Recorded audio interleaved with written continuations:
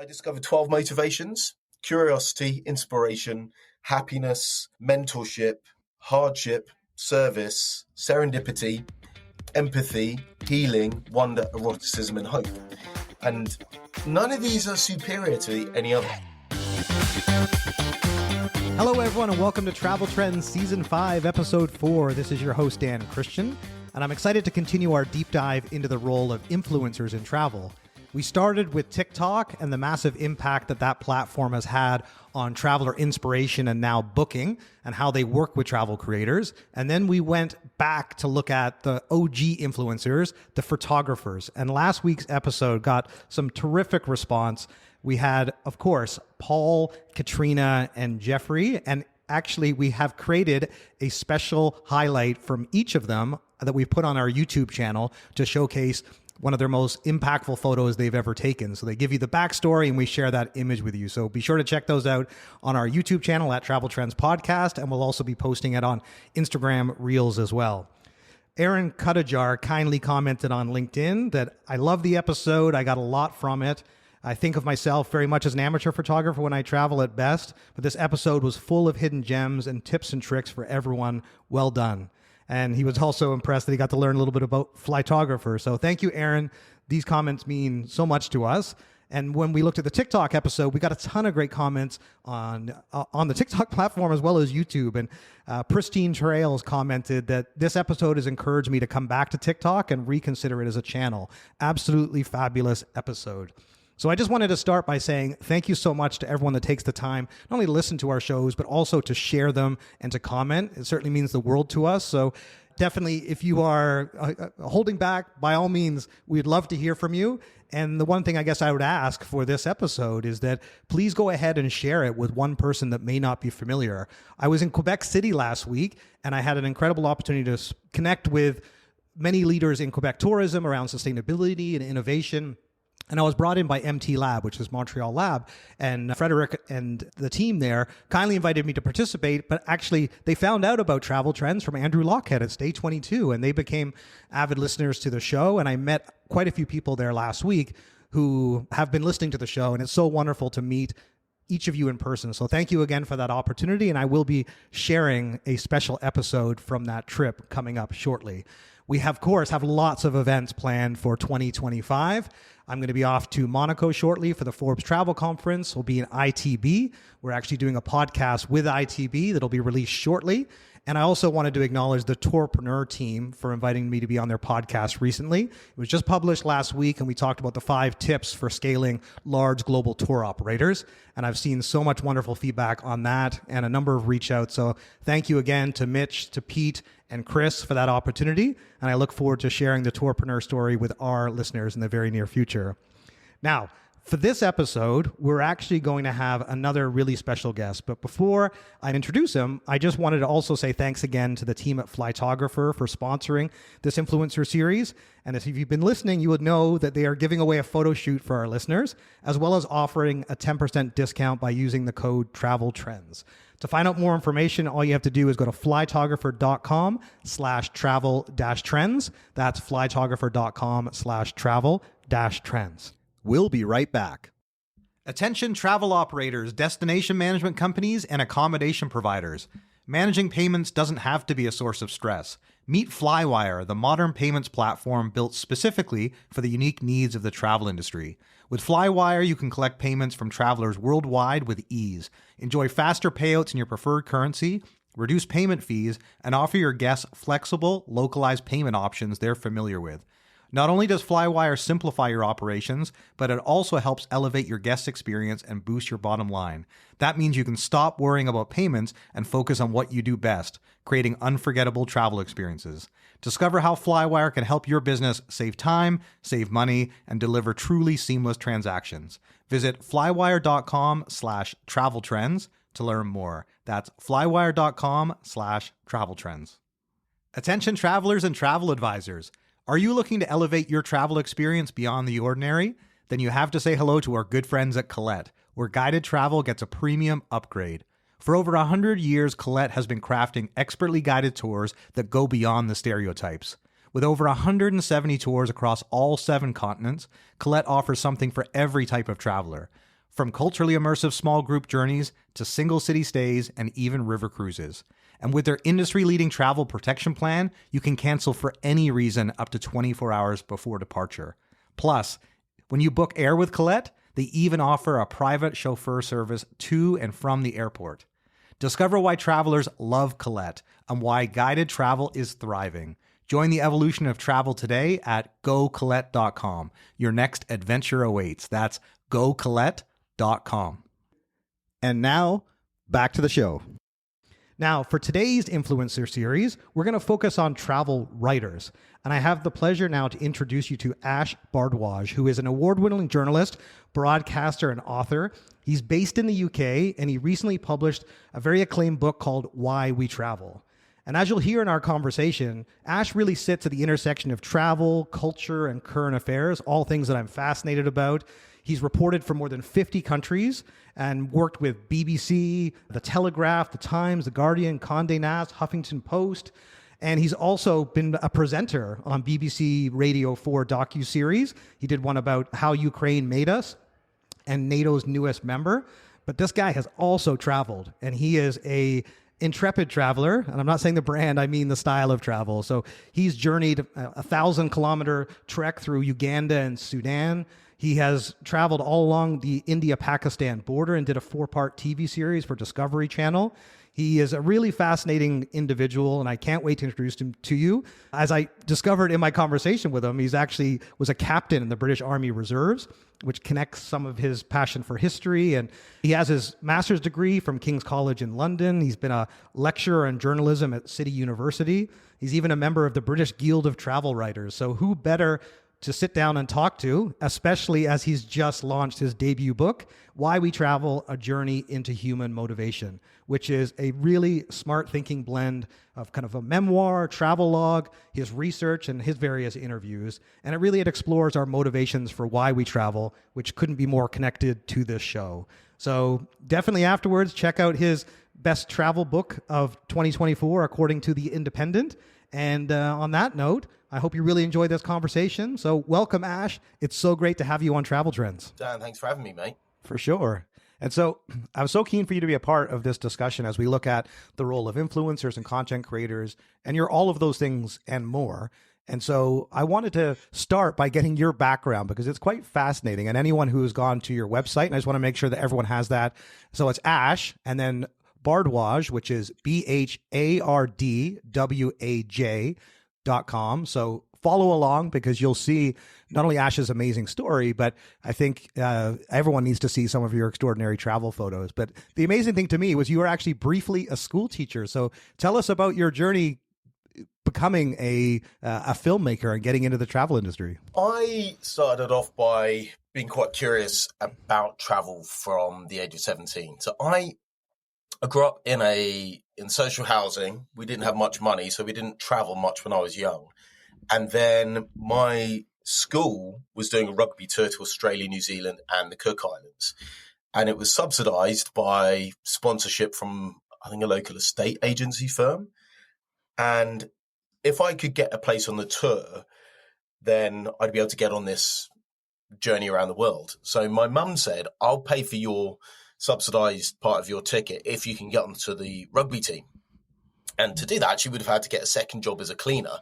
And I would have had to learn how to play rugby. So I learned how to play rugby, which at the age of 16 is a pretty tough call because you have a sense of self-preservation by the time you're 16. And rugby basically requires throwing your self-preservation out of the window. And I headed off to Australia, New Zealand, and the Cook Islands, and it changed my life, particularly seeing how interesting New Zealand was. Amazing. So that's where it began, 17 years old, but you still went ahead and became a teacher for a few years before you went on these incredible treks around the world. And I have so many questions for you, just given the types of trips that you've taken. But when did you kind of decide to commit yourself to this life of adventure and travel? So after school, I backpacked around India for a bit, and after university, I moved to New Zealand and Australia to live in both countries. I spent best part of a year in New Zealand and a couple of months in Australia. And it's whilst I was out there that I was sending emails back to friends at home, documenting my journeys, kind of like an early blog. And then I got positive feedback from them, and that kind of took me in that direction. And then when I came home, my mum was going through her first cancer, and my sister and I basically took it in turns to be at home. And whilst it was doing that, I got a job at my old school teaching chemistry and physics. Amazing. At your old school, like actually literally at your old high school? Yeah, the school that I went to Australia, New Zealand, and the Cook Islands with. I mean, it's the local state comprehensive school in my town. Like, I knew everybody. I went to school with half the people who were now teachers there. So it was a very familiar place to be. Working with my old classmates and my old teachers was a very weird experience, but loved it. Good fun. Yeah, no kidding. Well, and what did you study in school?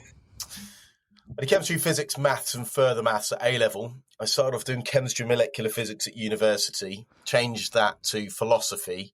So my bachelor's degree was in philosophy. And then I just did a master's 2 years ago in strategic communications, which is understanding how influence and persuasion and propaganda works. Fascinating. And so clearly you've got a background in science and you've got a world adventure experience in the social sciences, and clearly you combine the two, left brain, right brain. Obviously you're well read and you clearly are well traveled. But what came first then? So obviously you're teaching this, you're back on and taking care of your mom, which obviously I think you know the genesis of this podcast and how it came about with myself taking care of my dad when he wasn't well. So I greatly respect that decision. And but yeah, obviously you're taking care of your mom. You're back at the high school teaching. But you only did that for a year because then you were embarking on travel. So tell us what came first. Was it the filmmaking? Was it the photography? Clearly, you were already a passionate traveler from 17 onwards. But how did you decide this was going to you're going to make a career? So the first thing that came was writing emails. That wasn't any sort of income. And I was training as a ski instructor when I was in New Zealand and working as a doorman whilst playing rugby. So I took a very safe time whilst I was in New Zealand, obviously. And I then came back to Europe and was working as a ski instructor in Switzerland and still continuing to do bits of writing. But by that point, it had become a blog. I didn't really know what to do with it as a career at that point. And during my summers in between ski seasons, I basically used the money that I'd saved whilst working in the ski season to pay for journalism training in the UK. But I didn't do a master's. This was just short courses in how to film and how to edit. So that was when I started to do the visual stuff. But I think I'm a better conceptualist and a better writer than I am a filmmaker. A friend of mine did go and walk the entire length of the River Nile, and I walked about 1,000 kilometers with him, so about 650 miles, something like that. And I filmed that for a TV program, a documentary series called Walking the Nile. And I was good enough to do that, but I realized that I wasn't a filmmaker in the way of people who are just full-on filmmakers who just love that craft. I realized that I really enjoyed being a broadcaster, so telling story via TV and radio, but also I just really loved writing. And so those are the things that I was probably strongest at. I can make films, but I'm not the best person to have operating the camera. I'm a good producer and writer of films, but I'm not a camera operator, if that makes sense. Yeah, no, definitely. And it was interesting when I was going through your blog in anticipation for our conversation today, I was looking back at some of the posts from 2013, 14, 15, and obviously it goes up to 2019. And there's some fascinating stories in there. And I think this is where you to me anyway, you seem like a Renaissance man by the fact that you're actively involved in a number of different things. And I guess just to tie it together, I mean, one of the things that I had seen in your background, even before you started the blog around the same time, is you traveled in 2012 to Everest to document the journey of wounded British soldiers. And I think one of the things that stood out to me in your travels is there seems to be a connection, even on your most recent journey from essentially the Russian border all the way up to Norway, 11 countries, 8,500 kilometers, to kind of understand what's happening in our world today. But there seems to be, you've retraced World War II secret missions. So I guess the one thing I wanted to ask you is that, was there always a fascination with military history that sort of draw you in, or what was the connection? Because obviously I've seen some of the images too with your jacket for wounded soldiers. Is there a personal or family connection there? I mean, I am a captain in the British Army Reserve, so I'm a part-time soldier, but certainly not from family. I mean, if you're at all associated with Western Europe, one of your relatives or all of your relatives were probably involved in World War II. On my Indian side, going all the way back, I've even got relatives that fought against the British at various phases. But, my mum's dad was in the RAF during World War II, but there's nothing particularly remarkable about that in the UK. And I grew up in Windsor, which is a town that has, a couple of different barracks in it. So, the military were always around. I used to see them marching up and down for Her Majesty Queen Elizabeth II. And I then nearly joined the regular army in 2005, but then had far too much fun traveling and becoming a ski instructor and being a very bad cowboy in Australia. So that's why I didn't join the regular army full-time back then. And as a journalist, what I've started to really understand is that exploring and understanding recent and contemporary history gives us a real insight into the shape of the world today. And following or digging into stories of conflict can lead you to dig into history, which can lead you to better understand current affairs. And being British, we have obviously invaded most of the world. So there's usually a British link to these places. And I used to find these things that really stood out and surprised me. And going to New Zealand that first time when I was 17, I was becoming incredibly aware immediately of how prominent the indigenous Maori culture was. And what a stark contrast that is to Australia, where Aboriginal and Torres Strait Islander culture is almost absent from mainstream Australian culture. I can't really speak much about what you find in Canada, but in the United States, Indigenous American culture is basically absent from American culture. So why is it that in New Zealand it's part of their society, that there's a biculturalism there? It's not just tokenistic, it's very much ingrained for all of the problems and challenges that they still have in New Zealand. And realizing that there's a historical reason for this. It was the way it was settled. It was the declaration of how the indigenous people were treated at the beginning. It was the particular conflicts that occurred at certain stages. It was particular treaties. It was particular betrayals of the treaty, and so on and so on and so on. There's this understanding, and actually, military history is just an interesting lens through which to explore the world, because it's usually where dramatic things have occurred. Yeah. And that's not to say that you can't learn something about the world without having to look at the military and conflict.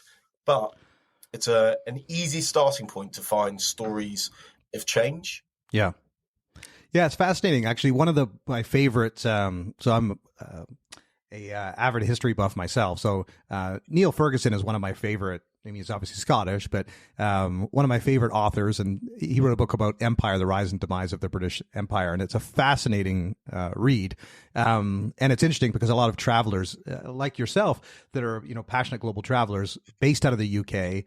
So I'm interested to get your perspective on your global travels from that vantage point, given the history and the empire, as you just mentioned, and the conflict. The other one that I'm sure you're familiar with is Tim Marshall, who was a journalist and then wrote a series of books starting with Prisoners of Geography, because he noticed, exactly to your point, that it was remarkable that there was, when you look at land masses and traditional borders, there are very clear reasons why those borders have shaped these countries or these cultures over thousands of years. And so it's anyway, I highly recommend any of our listeners to read Prisoners of Geography, because there's like 3 other books that came out and they're all fascinating. I'm still gutted he's never written a chapter on Canada though, but we'll come back to that another time. We'll be right back. Our longtime listeners will be very familiar with TravelAI.com, one of our sponsors from the very beginning. They've sponsored the last 2 seasons and also our AI Summit. You might actually remember they were recently featured in Season 4, the 2 co-founders, John Leotier and Chris Jensen, live from Focusrite, where they shared how their innovative use of AI is reshaping the travel industry. If you missed it, we highly recommend going back to hear their inspiring story of building one of the fastest growing, profitable AI companies in travel, entirely bootstrapped.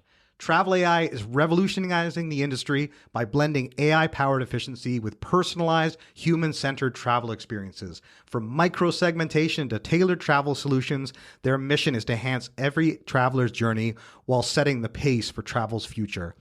Here's how you can join the exciting mission. If you or someone you know in tech or AI is looking for a new career that combines innovation and impact, then head to travelai.com or follow them on LinkedIn to explore more opportunities. They are growing fast. Thanks again for your continued support. Are you looking for ways to grow your travel business through paid media and optimized SEO?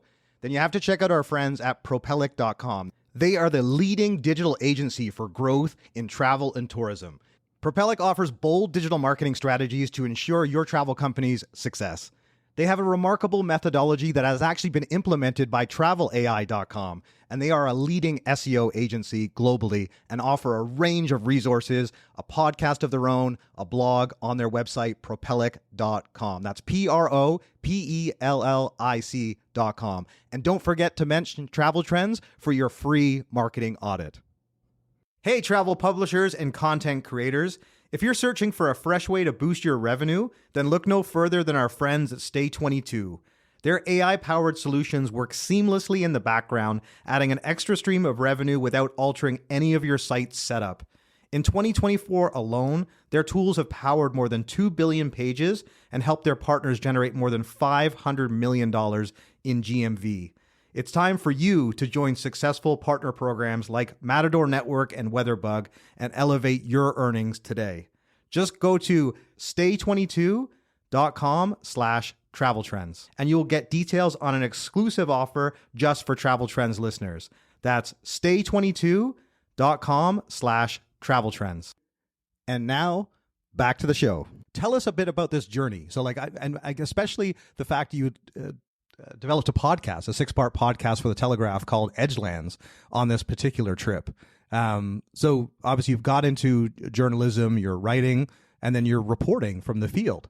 So tell us a little bit how that one came to be. So just touching on what you were just talking about, I actually know Tim and was caught up with him for a coffee a couple of weeks ago.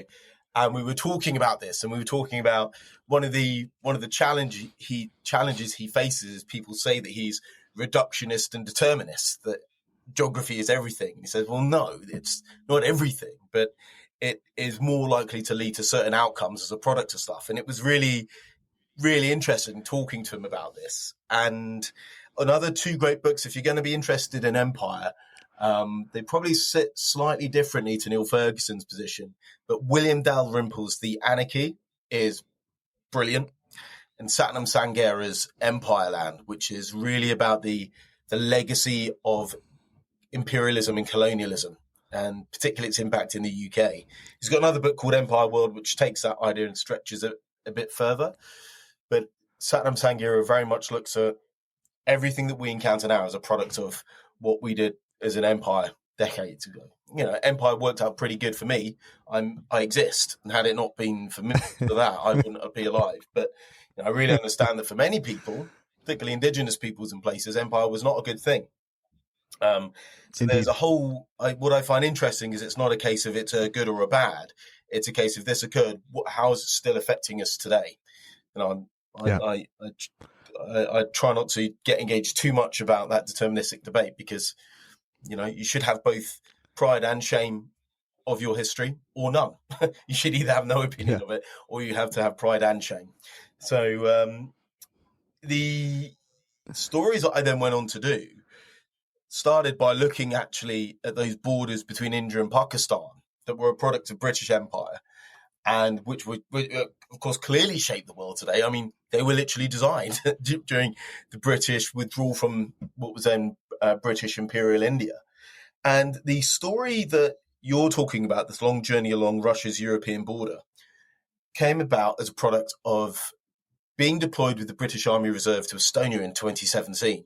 So when Russia first invaded Ukraine, it's not Russia's first invasion of Ukraine. Russia first invaded Ukraine about 900 years ago, or no, about 700 years ago. But on this phase in modern history, Russia invaded Ukraine in 2014, invaded Crimea, and invaded Donbass, although they didn't mark their troops in Donbass and didn't annex it in 2014.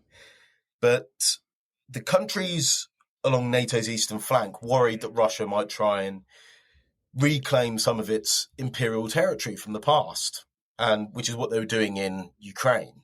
And so more European allies asked their NATO allies to come and spend time on their territory to deter a Russian invasion. So we were in Estonia.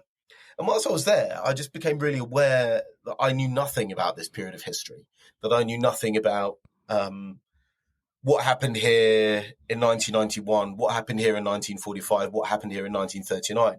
And Timothy Snyder, the academic, basically says World War II, despite us thinking about it being the Western Front and what happened in France, really was a war all about Central and Eastern Europe and the battle for these places in between the Soviet Union and Nazi Germany, and particularly for Ukraine. And being aware that Russia had basically created an alliance with Nazi Germany to divide up Europe and then ethnically cleanse places like Estonia was just not part of what I knew from my history. Right. And I became quite interested in learning more, because if we misunderstood this, then we would have ended up with greater conflict in Europe and me possibly being deployed not to just practice shooting, but to actually do it if we ended up at war with Russia. So it was of direct personal interest to me. So I spent 6 months traveling from the top of Norway down to Russian-occupied Crimea to gain an insight into what was going on in these places. And, not to make an opinion about it, but just to report on it and tell the story of what I encountered there, and tell these stories that are rarely known in Britain, because our World War II narrative here in the UK is all about the Battle of Britain, Spitfires, D-Day, and that's basically our war narrative. That's what happened according to the British in World War II, as sort of pop culture. And what happened in Eastern Europe is really forgotten. But we're seeing the resolutions of that being played out in Ukraine today. For sure, we definitely are, no question. I think that's where, even the 1919, the Treaty of Versailles, and the way that the Middle East was divided up, all things that obviously so much of the history that we experience today is directly related to the way borders have been drawn and the way that cultures have been forced together or separated. But in terms of your background, because obviously I'm a keen student of history as well, so I'm very keen to get your perspective, and by all means, any other book suggestions, because not only will I read them, but I'll make sure they're in the show note for our guests as well. But tell us a bit about some of your recent extraordinary adventures, and I guess that's where I think I would love for our audience to understand some of the journeys you've been on, like you mentioned about walking 800 kilometers, walking the Himalayas, and meeting the Dalai Lama. And so I would love for you to share just at this point, and then I've got so many other questions for you, but if you wouldn't mind sharing one or two of your, most compelling travel stories with our listeners. I've that first trip to New Zealand and seeing the prominence of the Maori culture, that changed my life. That really mattered. Going to Ukraine in 2018 and seeing what kind of a country that was, and seeing how much Ukraine was striving to become European, and throwing off this legacy of the Russian interfering state as Ukrainians. So they're trying to finally getting their independence from the Soviet Union, was how many people saw the legacy of 2014 and the Euromaidan. So understanding that there. I recently went to Ecuador and the Galapagos Islands, doing some stories about what does sustainability look like in travel today. Is it something that we can really say with a straight face? You speak to many people in the travel and tourism industry, and they talk about sustainability, and yet they're still marketing business class flights and first class flights. And what can sustainability look like at the front end, where places are actually redeveloping regions and regrowing in a sustainable way forest, and actually getting local people engaged in work and opportunities and employment in places like Galapagos and Ecuador, rather than just having a business that plonks itself down in a region, extracts, and none of the revenue goes back into the local area. So I've been really interested in that as a topic recently.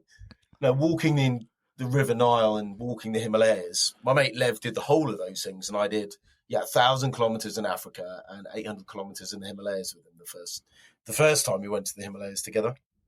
And that was amazing, just because it gave me these opportunities to encounter things that I never would have done otherwise. Because when you're walking places, you don't really have much else to do. So you might as well observe the world around you. And there's this real temptation with travel. And because most of us are traveling as a vacation or a holiday with the limited time and resources that we have, there's a temptation to try and make the most out of it and pack our time really fully and see every site, visit every museum, go to every bar, visit the top 10 restaurants that someone has told you to go to on Instagram. And that leaves no room for what I think is the best of travel, which is discovery and serendipity.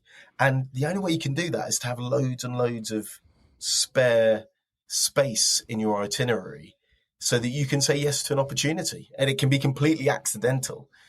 When I look back on the things that I remember over my travels, it's very rarely the things I was looking forward to. It's very rarely the things that I'd planned. It's usually a conversation I've had with somebody that takes me in a direction I didn't know about. No, when I lived in New Zealand, my favourite walk I ever did was one called the Rob Roy Glacier Walk from a place called Raspberry Flat near Wanaka. And that came about because somebody told me about it in the cafe that I worked in. And had I never known about that, I wouldn't have had this remarkable walk that lasts about 5 hours. And then when we went back with my daughter Lyra, when she was 4 months old, I took her on that walk, carrying her on it. And so these things that you can't plan are really the greatest fruits of travel. Absolutely. And key to get your take on traveling with kids as well. That's certainly a topic I'm very passionate about. But just, I want to draw the connection between the journey you've been on and what we're seeing today in 2025 with the role of influencers, content creators, because you obviously kind of predate those terms in many ways, but clearly, obviously, you were a blogger and you have, a number of different media that you work in.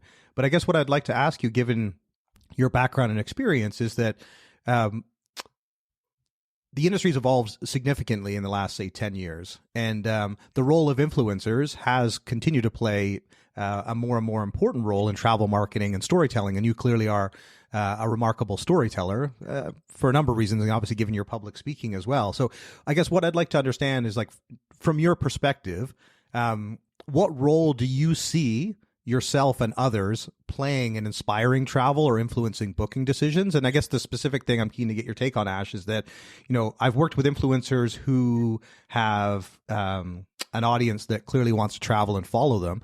I've also worked with content creators and adventure travelers who do remarkable things, and people just want to read about them. They don't necessarily actually want to go on these adventures. And I always find that there are two different types of travelers. There's the ones that, there's the armchair ones that just want to be able to read about these adventures in a book, and that's okay. And then there's the other ones that actually want to get off the couch and jump into the world and go and see it for themselves. How would you say, on your journey, the impact that you've seen on other travelers? What has been some of the feedback you've received, and what is some of the indications to you? And I would say maybe it's a combination of both, because clearly not everyone can travel like you.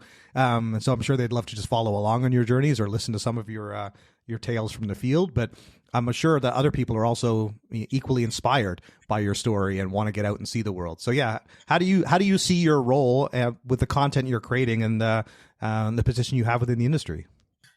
So I do a couple of things that really look at this quite a lot at the moment. First, I teach on the MA or Masters in Journalism at City University London. And I've produced a couple of courses for Bright Trip and a few others about how to get into travel journalism.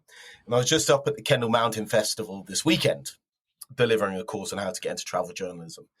And then, writing the book, Why We Travel, I was thinking very much about the motivations for travel, how to do it better, and how to live a more fulfilling life. So the book's about motivation, right? If you understand your motivation, you can then think about the mechanism of how to travel. So what's the role of journalists and content creators and influencers in that space? Well, as a travel journalist, I think your responsibility is always to the audience. That is who you serve. It's mitigated via the editor in the newspaper, but you're there to deliver stuff to the audience. And I think you should be doing two things: inspiration, which is letting people know about things they had not known about before, and information, which is telling them how to do it. So through it was inspiration that put me into doing travel in the first place, watching the documentaries by Michael Palin, or watching Star Trek and like developing notions of discovery and engaging with other cultures. Those sorts of like quite random influences on my life. That's inspiration. And then information is the mechanisms of how to do it. Like where do you go? What do you book? Do you use a train? Do you use a plane? That kind of thing. And in travel journalism, the lifestyle journalism, you serve the audience, you write for the editor to get your stuff in the newspaper.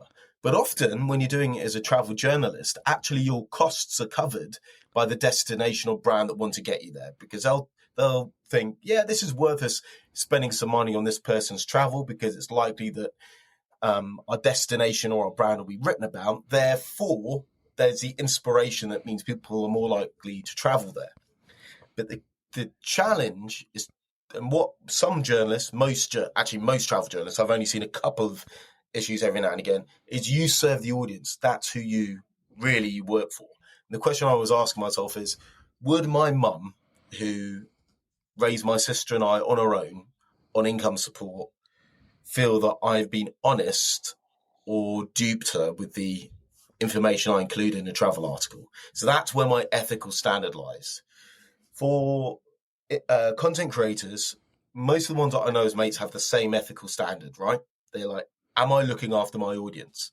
The difficulty they have is their income comes directly from brands and sponsors. Now, if they're separate to what they're writing about, then that's absolutely fine. The challenge can be, and you see this with, influencers like what's her name, the Kardashians. If they're being paid £1 million by somebody to tell you that something is great, do you trust them? I mean, people obviously do trust the Kardashians. So I think even though the travel influencers and content creators that I know don't do that same thing themselves, that doubt about integrity can creep in. And the thing that I always say is, you have to remember that our journalists do they actually have any more integrity? Because you look at political journalism, at least in the UK, what journalists write about is based on the information that they have. And the information they have is based on people giving them that information. But they don't want to use up all of their good stories because they want to retain their contacts. So do journalists have any better a standpoint than an influencer and a content creator? I'm not really sure. So there's that trust and integrity thing that I think is one part of it. And then the other is one of the challenges I do see occurring on travel Instagram and travel TikTok. And again, not by the people that I know, but by some of the followers that get massive numbers, is that it becomes very narrow. They're basically doing versions of exactly the same content. And the travel experience becomes entirely consumerist. The travel experience is, what are the 10 places to get your photo in? What are the 10 best bars to visit? What are the 10 best restaurants to visit? And this goes back to the underlying issue that I try and address in Why We Travel, which is that if you make your travel all about mechanisms, where you stay, what you see, what you do, the type of trip you have, then you can get a real misalignment and it becomes hollow.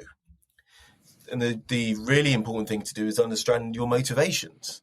And I think some of the best content creators that I see and I know are talking about their engagement with a place and the people that they meet. And yes, there's ways to do that, whether that's through doing a hobby or going on a hike or visiting a particular place.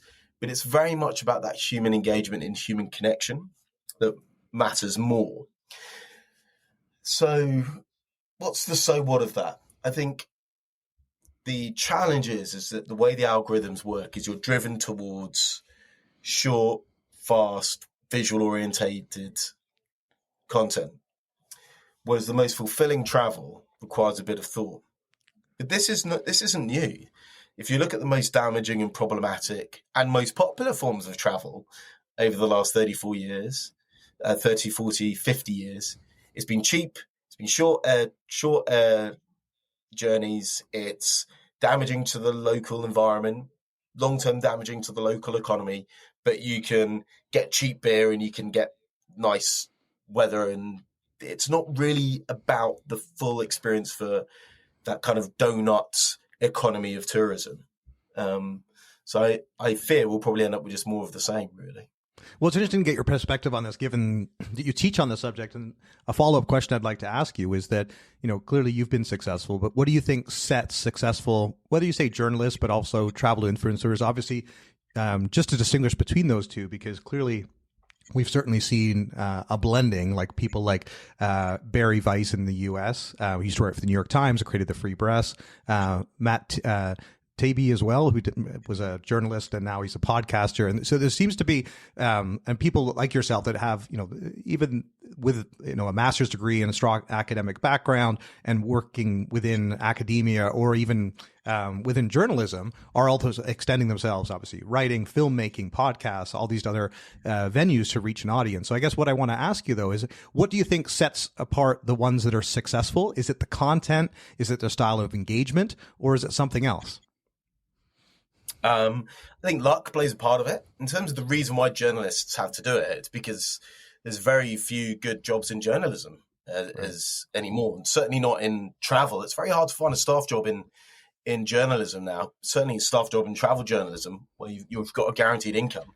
I think, therefore, you have to find other sources of income. And for me, travel writing and travel journalism probably ends up being about 20% of my income. The rest is, I do Stratcom's consultancy for brands about their messaging. I do video production and explaining videos for the NHS and explaining different types of research and so on.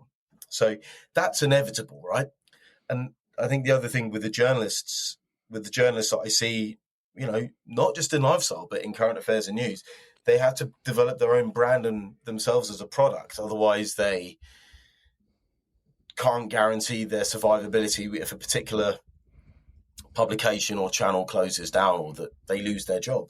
So that's kind of happening. So it's all starting to blur into one. I think the ones that are most successful are the ones that are ethically credible. And I think if I look at some of the best content creators, some of them do have a background in journalism first because they know what good storytelling is. They understand ethics and truth better than everybody. And they understand the importance of serving your audience in an ethical way. So I think I'm not saying that those are necessarily the most successful, but the ones that I find resonate most with me tend to come from that background. Then it's about telling honest, ethical stories. Are you really, when you go to a place, are you telling the story of the place and its people, or are you talking about how that place and those people can make you have a better time? And if you see the difference between those two, one is very much about the place and its people, and what the other one's extractive and sort of colonial in its approach. That's what I view as ethical, and that's what I view as good. Whether or not that means that those are going to be the ones that make the most money, become the most popular, and become the most successful, I don't know. That's a different question. Yeah, fair enough. No, very good point. And then one other question I just wanted to ask you on the role of influencers in travel. And then I want to talk about your book specifically, because I also want to dive into the types of media that you're active in and why you're choosing different forms of media to be able to showcase and share your story and connect with a wider audience. And specifically on the Why We Travel book. I mean, I love the name. I love the concept. And although I haven't read it yet, I did my research in advance and I got a number of questions for you, and my commitment to you is for sure I'm going to read it afterwards. But the question I wanted to ask you about influencers, though, is that as we look at 2025 and beyond, and we think of platforms, you mentioned, of course, the role of social media, and especially if you're promoting certain brands. Clearly, we've seen a massive rise in the use of short form video, platforms like TikTok, Instagram Reels, YouTube Shorts. And even my dad, especially towards the end, he was totally obsessed with watching travel bloggers, and it was a great escape for him in the hospital or when he did come home. And so he was always making travel plans, and he was always watching these, and it was wonderful because he was always a dreamer. So he was always kind of making further plans and watching these.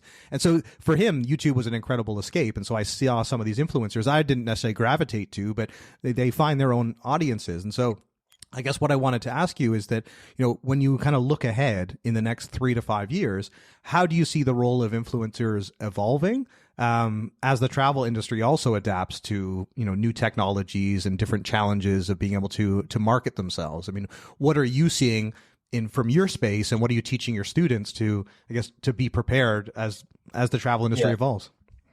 So, I think there's always just like quite a lot of bollocks talked about, the future and social media and that kind of thing, because, advertisers and others come up with terms like Gen Z or Gen Z, as I said, called in North America. But there's no such thing as Gen Z or Gen Z. There's people of a certain age, but there is absolutely no uniformity in their views. There's no commonality about what their interests are, really. They might drink a bit less alcohol than my generation, for example, but, as we saw from the election in the United States, you cannot predict what their political views will be based on their age. So, there's a lot of rubbish that's said about that, first of all. The second is, the focus on Gen Z, Gen Z is, they don't have money. The people who have wealth are the boomer generation, and the people who have money to spend on travel are that generation.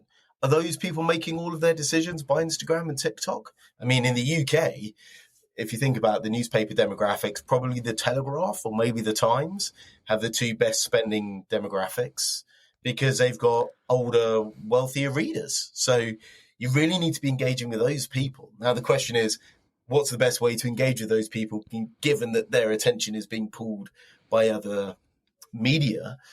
I know that the Times has started to use lots of short-form video, 1-minute reels as a way to promote their articles. So what they're doing is they're doing really, really good journalism first, but then they're using the skills of social media and short-form content to promote that article so people become aware of it, maybe sign up to the Times or sign up to the Telegraph to then read the article. So they're using it more as a reach thing. Because often when I look at some of the things that many influencers or content creators do, it's quite hollow. It's like, oh, that looks nice, but I don't know anything more about it. And because of the kind of person I am, I want then the equivalent of an article.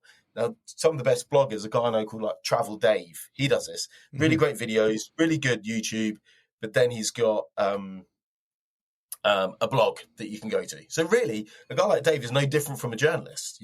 He happens to just keep all of his own revenue, and he's really, he writes really good stuff, and he's fun. Nomadic Matt is another one. They use these things really well, and then draw you back to their blog. And basically, they're starting to become pretty similar. Newspapers and blogs. The difference is with a blog or a social media, social media, I view really just the marketing for the blog in this instance, is exactly what you're getting. You sort of, you're getting somebody who maybe has a very specific niche or expertise and a tone and a voice. Whereas with the Times, it's a bit more broad, as an example. So in terms of where it's going, I don't really see, there's not really any point in predicting it. I could have predicted a whole host of things 5 years ago. But I see things ending up just looking much more similar than you'd expect them to.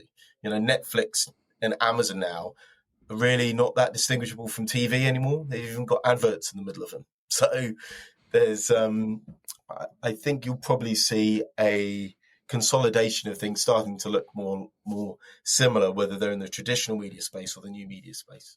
We'll be right back. Hey, travelers, are you looking to book your next adventure? Then you have to meet our good friends at Flight Centre, the travel-obsessed experts ready to make your next dream trip a reality. For over 40 years, they've been opening up the world to travelers from the UK, Australia, New Zealand, and now Flight Centre Canada is celebrating an incredible milestone, 30 years of helping Canadians explore the globe. From their first store in Vancouver in 1995 to becoming the official travel agency partner of the Toronto Raptors this year, they've been at the forefront of delivering travel experiences. At Flight Centre, travel is more than a passion. It's their expertise. From flights and accommodations to cruises and tours and even business travel, they handle it all. Whether it's crafting a tailor-made trip or tackling group bookings, they've got you covered. Plus, with exclusive perks like their new Bundle and Save, $500 on tour and cruise packages, there's never been a better time to plan your getaway. From the smallest getaways to the biggest bucket list trips, your travel goals are just a call or a click away. Visit flightcenter.ca/travel trends to explore the latest deals, learn about emerging travel trends, and start planning your next trip. Did you know that over 20% of people who purchase a ticket will upgrade to a refundable option when given the choice? By offering Refund Protect, you make it easy for your customers to protect their ticket purchase against emergency circumstances like illness, injury, accidents, and more. Whether you're an airline, hotel group, tour operator, ticketing platform, OTA, or transport solution, when you partner with Protect Group, your customers get peace of mind and you generate extra revenue. With a Trustpilot score of 4.8 stars and over 31,000 reviews, they treat your customers as their own, earning the highest customer ratings in the industry. To find out more, check out Protect Group at protect.group. That's protect.group. In today's fast-paced travel industry, businesses face constant challenges, keeping up with new technologies, meeting ever-evolving customer expectations, and promoting products effectively. The real struggle? Managing it all in-house. That's where Travel Tech steps in to transform your business. With over 25 years of experience, Travel Tech is one of the most trusted names in travel technology, offering tailored solutions to fit your unique needs. They make it easy to create seamless, bookable websites, manage and promote products, and automate everyday tasks, giving your team more time to focus on what matters most, your customers. Plus, Travel Tech is the go-to name in cruise technology with cutting-edge solutions for tour operators as well.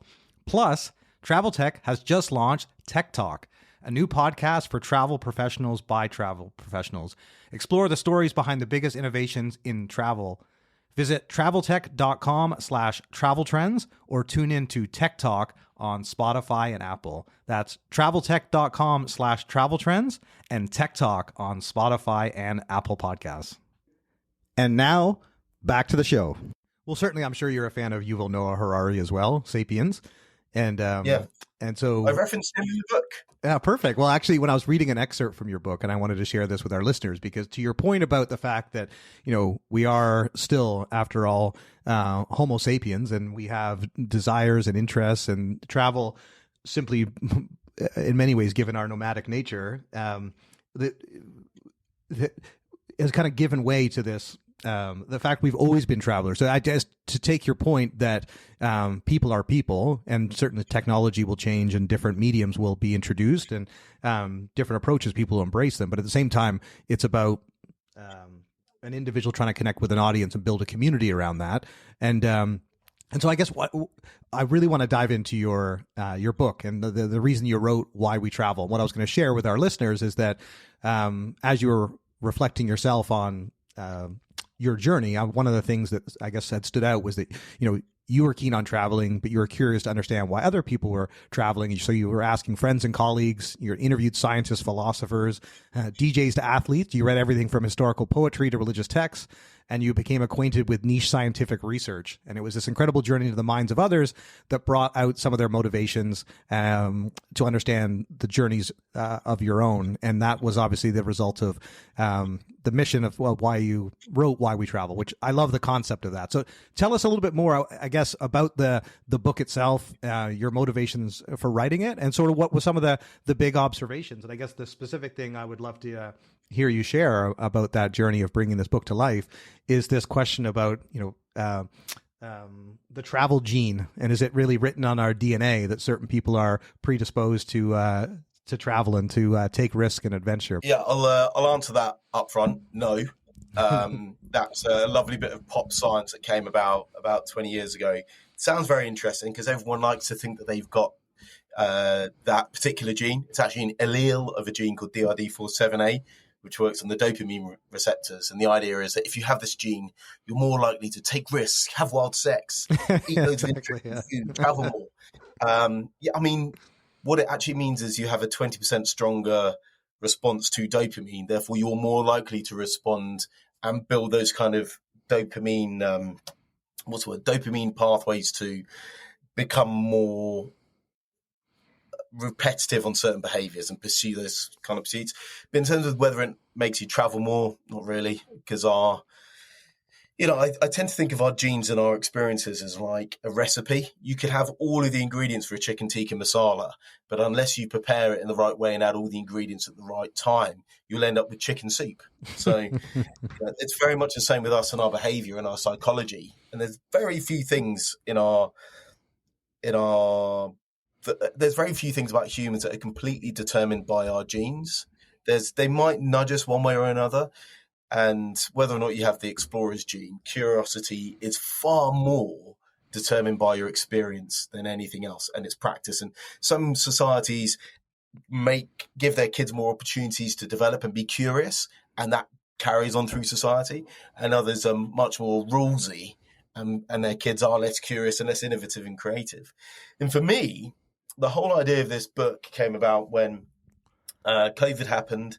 My mum got her second cancer and then went into hospice. And then a year after she died, my daughter Lyra was born. So I'd had a couple of years of really constrained travel. And then by COVID and then by choice, by being around for mum. And then having a daughter, realizing I was going to be traveling less frequently and for shorter periods of time when I did. So it was about thinking, how do I make sure the travel that I do is as fulfilling as possible? How do I make it rewarding? And also part of me thinking I'd like to change the way I travel so that I have less individual impact, even though the notion of the carbon footprint was a Stratcoms campaign by BP in the early 2000s to reduce responsibility from them as a corporation and put it on the individual.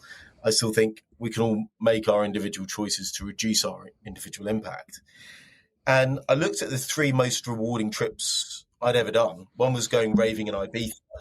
One was serving with the British Army in Estonia, and the other one was being a journalist in Uganda and Oman. And thinking there's very little commonality in these 3 different trips in terms of their mechanism and outcome and what they look like. And actually, they were all fulfilling. And then the thing that was different was the motivations. And because it's easy to sell travel based on the mechanisms, the destination, the accommodation, the experiences, that's what we focus on because that's what we've been sold for the last 60 years. But when mum died, my wife said, let's, go and take a break. We went to go and visit some friends in Sri Lanka who were there on holiday.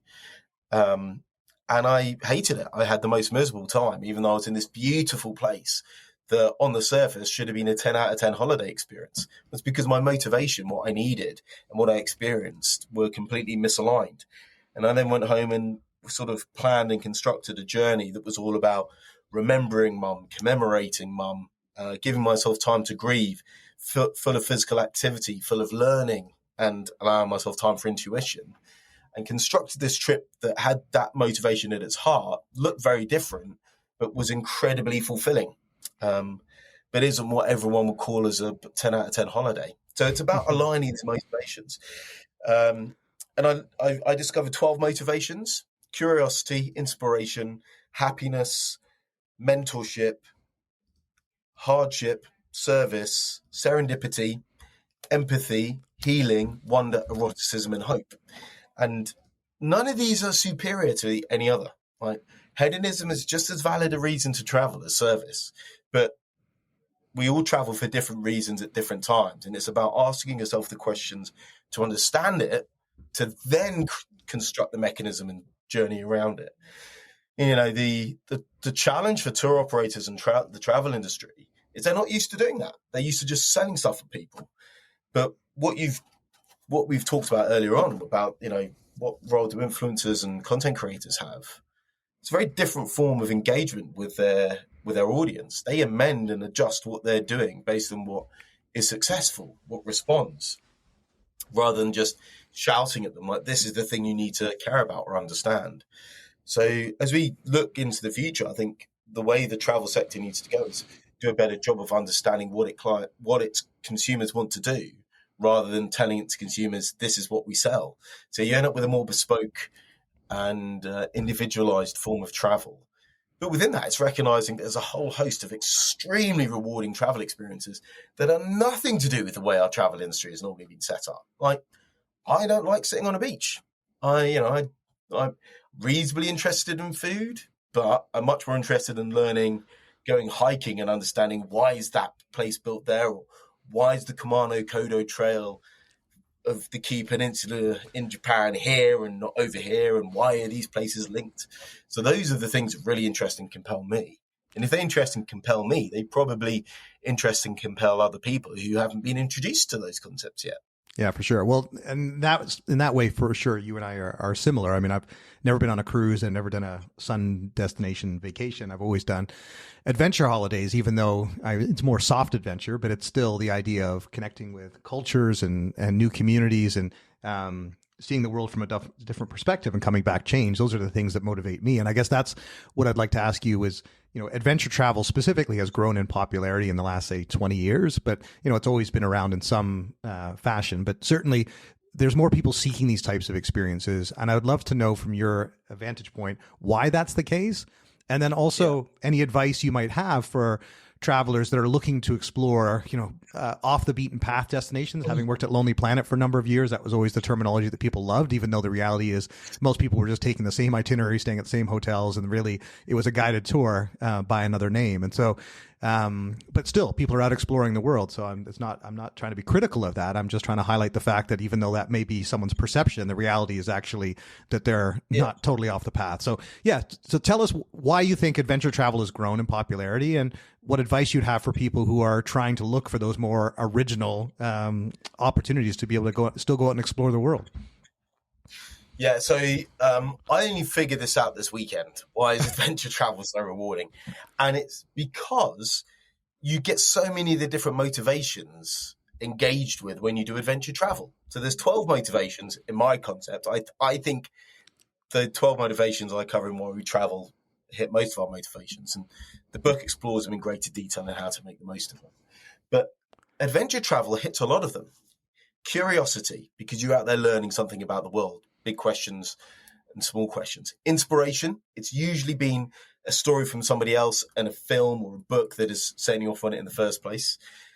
You can get your experience of hedonism because you can eat good food when you're in a place. Mentorship, you're usually learning something when you're there. Serendipity, if you're on an adventure, like you don't have an itinerary where every moment is planned for consumerism, so you're more likely to have serendipitous encounters.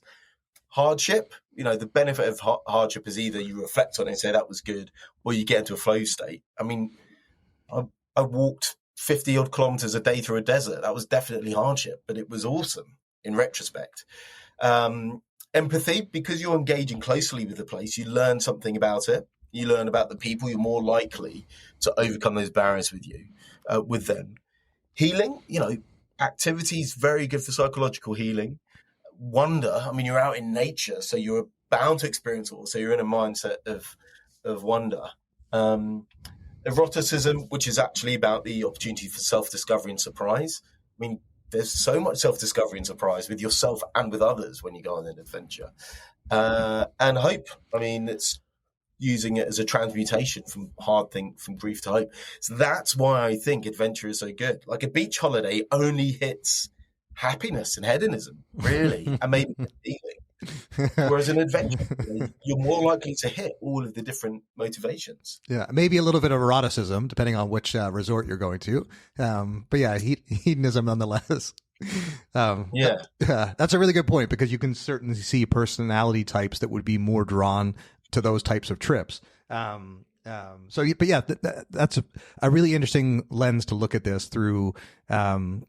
The way you had described sort of the 12 different aspects in your book, and that adventure hits on many of them. If someone's trying to get into this space, what would be your recommendations for them from your experience, so that they can actually think about how they're going to create like impactful and meaningful work, which is what really stands out to me on your journey? Yeah, I would say that the whole point of my book, and I think the whole point of travel, is to be able to appreciate life on a daily basis better. When you start off with travel, there's a temptation to think that the further and faster you go, and or the more you spend, the more fulfilling a travel experience you will have. In my experience, what I have discovered is that travel just reminds you of the shortness of life, one, but also the novelty that's all around you. But in particular, this notion of wonder, which is that you take or develop a particular mindset when you go to certain places and expect to encounter awesome things.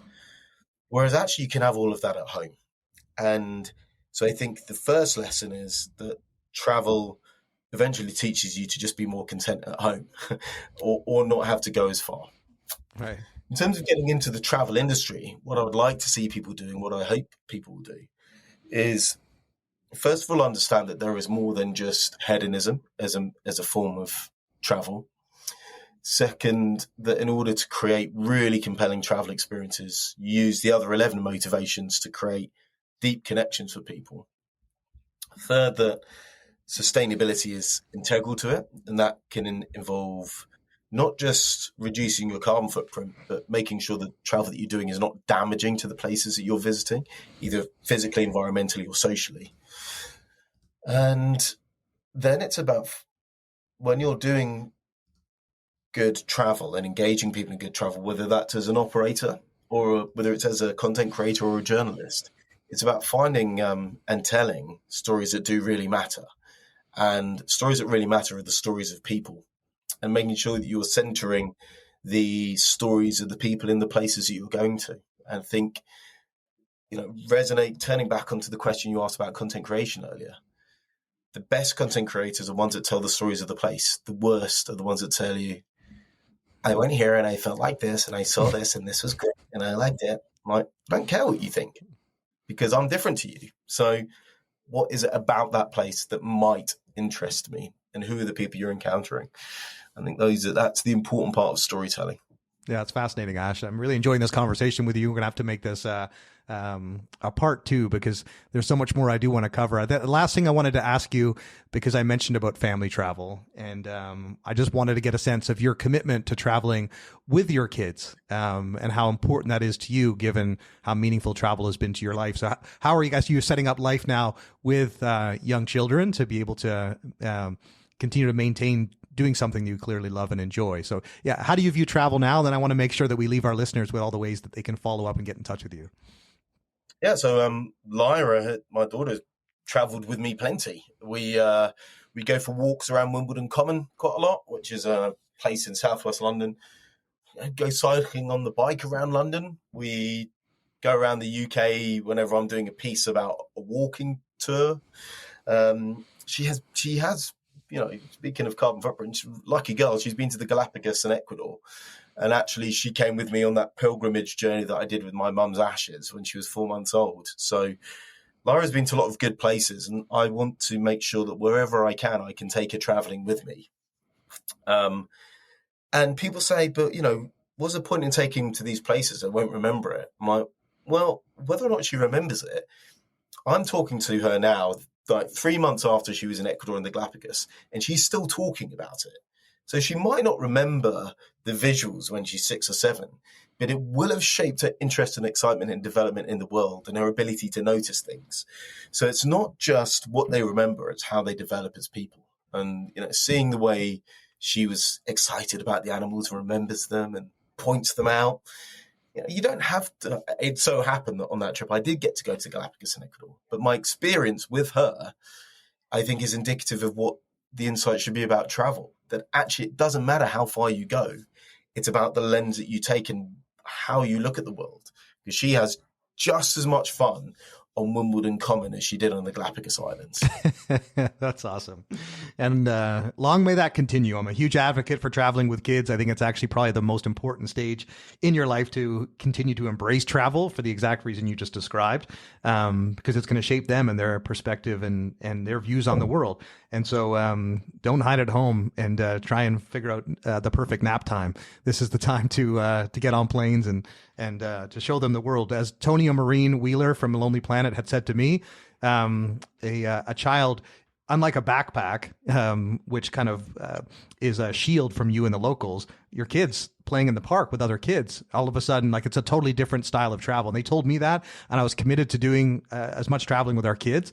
And they're 17. My son wants to be a pilot. They've traveled to 50 plus countries, and it's the most meaningful memories of us as a family. And the Galapagos was a meaningful one after we both lost my father and my mother-in-law. We went to the Galapagos, which was an incredible pilgrimage for us as a family. And that, as you experience and know, it's all about renewal. And death is part of that on the journey of going to the Galapagos and understanding how our species evolve, adapt, and change. And so anyway, we found quite a bit of solace in that journey after having gone through that personal hardship. So travel for us has always been a reset or an opportunity to expand our mind and open our perspective. And obviously, I think very highly of you, Ash. We've just got a chance to meet each other. I'm going to read your book, and I look forward to keeping in touch with you and hopefully seeing you next time in London. But I want to finish off just to make sure that everyone else like me can read more of your works, watch more of your films. So clearly, I think I've mentioned the website at the beginning, and people will probably check that out on our call. But where else would you direct people to follow up and engage with you after this, Ash? The easiest place at the moment is Instagram, at Ash Bhardwaj on Instagram. Just got onto Blue Sky, haven't used it yet, so we'll see what that turns into. But yeah, Instagram's where I basically share any of the work that I do. And my mate Pip and I are going to come out with a second season of our podcast, The First Mile, at some point. We might rebrand that as Why We Travel. But Instagram at Ash Bhardwaj, and then get the book Why We Travel. That's the two things I'd ask you to do. Awesome. That's great, Ash. Thank you so much. Great to meet you. Thanks for making the time for this, and certainly wish you every success in 2025 and beyond. Cheers, mate. Thank you very much. Lovely to meet you. Thanks for joining our latest episode of Travel Trends. I hope you enjoyed this conversation with Ash Bhardwaj. I'm sure many of you are keen to check out his book, Why We Travel. I would definitely encourage you to. I started reading it after our conversation, and it is really, really enjoyable. So thank you again, Ash, for joining us. Congratulations on your young child, and wishing you continued success this year, and stay traveling, because we need people like you out there to continue to inspire others and to write about it and showcase it. Now, as we continue our influencer series, our next episode, we're going to feature the CEO and founder of Navi Savvy. Her name is Sally Bunnell, and she started her career in TV working with The Late Night with David Letterman, which was literally one of my favorite shows and my inspiration growing up, and maybe even the reason I have this podcast. But she's American, but based in the UK, and she's had incredible 2024 going into 2025. She's won a ton of awards for her startup. They've now got their investment, and they're scaling rapidly, and I couldn't be more happier for her and the team, because their startup is all focused on creators and influencers, enabling them to monetize their roles. So this is a really terrific conversation to finish off our influencer series. So be sure to tune in for that next week, and make sure that you are subscribed on the streaming platform of your choice to be alerted as soon as those new episodes go live, which we always try and get them out every Wednesday. And then we do a summary at the end of every month, and send out a newsletter to summarize all the latest episodes. You can sign up for that at traveltrendspodcast.com. And then we highlight our upcoming travels. As I mentioned at the beginning of the episode, we have a ton of traveling coming up this year. We just renewed our relationship with the Adventure Travel Trade Association, so I'll be in Denver in May, I'll be in Chile in October, and we also deepened and strengthened our relationship with the team at Focusrite as well. So I will be in Barcelona in June, and then San Diego in November.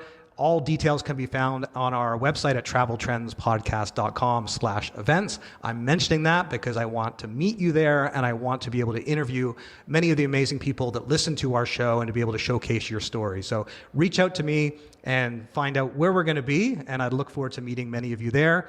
And as I mentioned at the beginning of this episode, the one thing I would love for each of you to do is to comment and share. So comment on any of on our social channels, on LinkedIn or Instagram or YouTube, and then share this with one person that may not be familiar with travel trends. And I experienced that last week, and the number of people that have reached out to say, I found so much interesting information about your show, and I've listened to 5 episodes, and that's wonderful for me to hear, and I just want to make sure that more people have that same opportunity.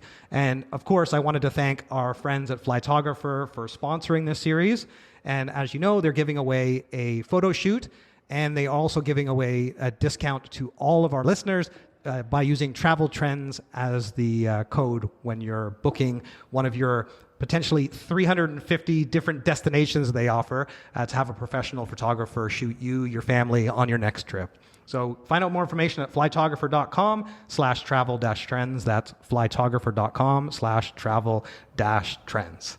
I hope you guys have a great week, and I look forward to speaking to you next time. Until then, safe travels.